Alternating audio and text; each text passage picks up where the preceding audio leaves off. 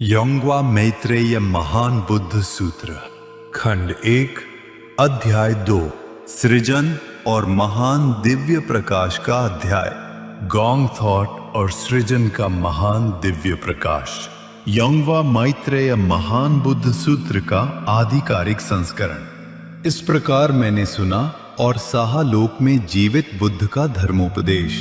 इस प्रकार मैंने सुना। रविवार 16 फरवरी 2025 को साहालोक में अवतरित जीवित बुद्ध औषध तथागत योंगवा मैत्रेय बुद्ध आन्यांग स्थित सुरिसान योंगवा मंदिर के धर्म सभा भवन में विराजमान थे। उन्होंने योंगवा मैत्रेय बुद्ध के उत्तराधिकारी वंदनीय तैम्योंग ह्येउ तथा वहां एकत्रित समस्त सभा की ओर दृष्टि डाली और महान करुणा के साथ सत्य धर्म का उपदेश दिया। गोंग थॉट और प्राकृतिक सृजन का सिद्धांत। बुद्ध ने सभा को संबोधित करते हुए कहा, गोंग थॉट के भीतर सृजन निहित है। वृक्ष का बीज बोकर उसे संसार में उत्पन्न करना भी सृजन है। सृजन प्रकट होता है, विलीन होता है और पुनः प्रकट होता है। सृजन किसी के द्वारा कृत्रिम रूप से नहीं किया जाता। संसार की सभी वस्तुएं स्वाभाविक रूप से सृजित होती हैं। पर्वतों और मैदानों को देखो, किसने जानबूझकर घास बोई और वृक्ष लगाकर वन का निर्माण किया। सब कुछ स्वाभाविक रूप से उत्पन्न हुआ है। तो फिर यह सृजन कहां से आता है? संसार की समस्त वस्तुएं केवल सूर्य के महान दिव्य प्रकाश को प्राप्त करके सृजित होती हैं। किसी ने भी उन्हें कृत्रिम रूप से निर्मित नहीं किया है। मृत खुरमा वृक्ष और पारंपरिक पुनर्जन्म सिद्धांत की सीमाएं। पारंपरिक बौद्ध धर्म में कहा जाता है कि मृत्यु के बाद अनुष्ठान करने से पुनर्जन्म प्राप्त होता है, किंतु यह अतीत का केवल एक प्रतीकात्मक उपाय था जिसमें वास्तविक परिवर्तन की कोई शक्ति नहीं थी और जिसने अप्रमाणित धारणाओं को जन्म दिया। जब मनुष्य मरता है तो उसका जीवन समाप्त हो जाता है। यदि संसार की सभी वस्तुएं वास्तव में फिर से लौटती तो इसका अर्थ यह होता कि संसार में कुछ भी वास्तविक नहीं है। मृत खुरमा वृक्ष न तो फूल देता है और न ही फल। मनुष्य भी उसी प्रकार है। मृत खुरमा वृक्ष की भांति जिस अस्तित्व से जीवन जा चुका है वह स्वयं वापस नहीं लौट सकता।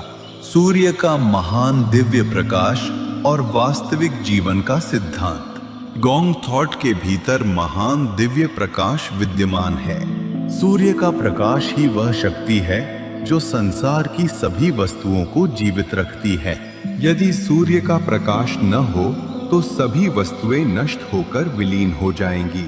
यहाँ तक कि समुद्र का जल भी सूर्य के प्रकाश के बिना सड़ जाएगा। सूर्य का प्रकाश अत्यंत मूल्यवान है। यदि महान दिव्य प्रकाश न हो तो इस साहा लोक में एक भी मनुष्य जन्म नहीं ले सकता। जीवित बुद्ध की वास्तविकता और उष्णीश रत्न का प्रकाश। तो फिर मैत्रेय बुद्ध कौन है? मैत्रेय बुद्ध वही हैं जो सूर्य के महान दिव्य प्रकाश के रूप में अवतरित हुए हैं। फिर भी उनका मानव शरीर तुम लोगों के शरीर के समान ही है।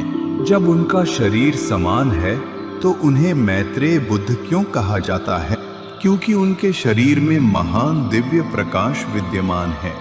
वह प्रकाश सूर्य के प्रकाश की भांति कभी समाप्त नहीं होता और सभी प्राणी उसे अपनी आंखों से देखकर सत्यापित कर सकते हैं।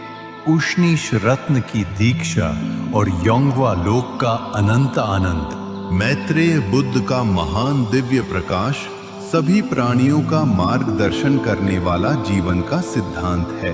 धान का बीज तभी अंकुरित होता है जब उसे भूमि में बोया जाता है। यदि उसे न बोया जाए तो वह सड़कर नष्ट हो जाता है। मनुष्य भी उसी प्रकार है।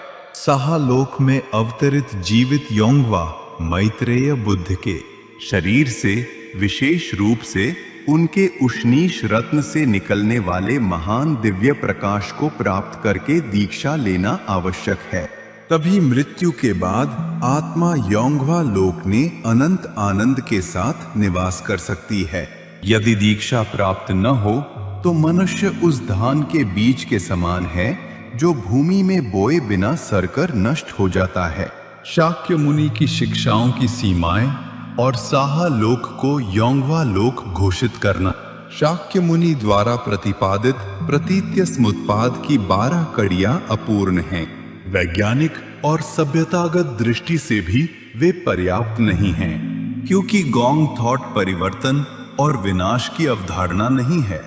इसी प्रकार स्वर्ग अथवा किसी पृथक लोक की धारणाएं भी केवल प्रतीकात्मक उपाय हैं।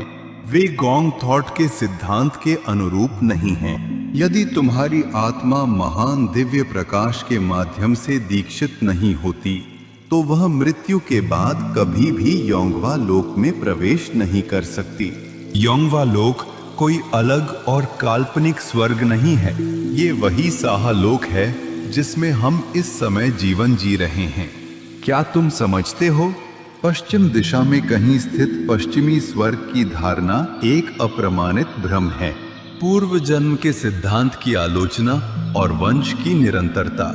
बीज तभी अंकुरित होता है जब उसे भूमि में बोया जाता है, किंतु बीज अपने पूर्व जन्म को नहीं जानता। जब तक मनुष्य उसे भूमि में नहीं बोता तब तक वह अपने भविष्य को भी नहीं जान सकता। यदि बीज को न बोया जाए तो वह सड़कर नष्ट हो जाता है। मनुष्य भी उसी प्रकार है। जब मनुष्य मर चुका है तो उसके पूर्व जन्म की चर्चा करने का क्या अर्थ है? मैं पिछले जन्म में साधु था अथवा मैंने अनेक कल्पों तक जीवन जिया। इस प्रकार की बातें प्राणियों को भ्रमित करने वाले झूठ हैं। तुम्हारे बच्चे तुम्हारे अपने शरीर से प्रत्यक्ष रूप से सृजित हुए वास्तविक अस्तित्व हैं। फिर तुम यह क्यों मानते हो कि कोई आत्मा भटकते हुए किसी पशु के रूप में पुनर्जन्म लेती है? यह सृजन का सिद्धांत नहीं बल्कि प्राणियों को धोखा देने वाला मिथ्या सिद्धांत है। जीवित बुद्ध के चमत्कारों का प्रत्यक्ष प्रमाण। अतीत में जब मैं सुवॉन में धर्म कार्य कर रहा था तब मेरे हाथों में मोमबत्तियां पकड़ते ही उनकी लौ स्वयं प्रज्वलित हो उठती थी। ऐसे लोग आज भी हैं जिन्होंने इस घटना को अपनी आंखों से प्रत्यक्ष देखा है। ये कोई झूठ नहीं है। लोग केवल इसलिए विश्वास नहीं करते क्योंकि उन्होंने स्वयं इसे नहीं देखा। नेत्रहीनों की आंखों का खुलना भी महान दिव्य प्रकाश के कारण ही संभव होता है।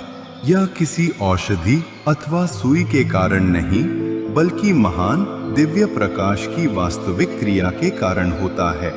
बुसान से आया एक नेत्रहीन व्यक्ति कुछ भी नहीं देख सकता था, किंतु जब मैंने उसे महान दिव्य प्रकाश से स्पर्श किया तो उसने कहा कि अब उसे धुंधला दिखाई देने लगा है। ये कोई कल्पित कथा नहीं बल्कि प्रत्यक्ष रूप से घटित वास्तविक सत्य है। सभा का महान आनंद और शाश्वत शरण। अतः हे सभा में एकत्रित प्राणियों, गोंग थॉट के महान सिद्धांत को जागृत करो। मैत्रेय, बुद्ध के महान दिव्य प्रकाश को प्राप्त करो। उष्णीश रत्न के प्रकाश द्वारा दीक्षा ग्रहण करो और इस वर्तमान क्षण में जो स्वयं योंगवा लोक है आनंद पूर्वक जीवन व्यतीत करो। तब योंगवा मैत्रेय बुद्ध के उत्तराधिकारी वंदनीय तैम्योंग हेउ तथा समस्त सभा के हृदय में महान आनंद उत्पन्न हुआ।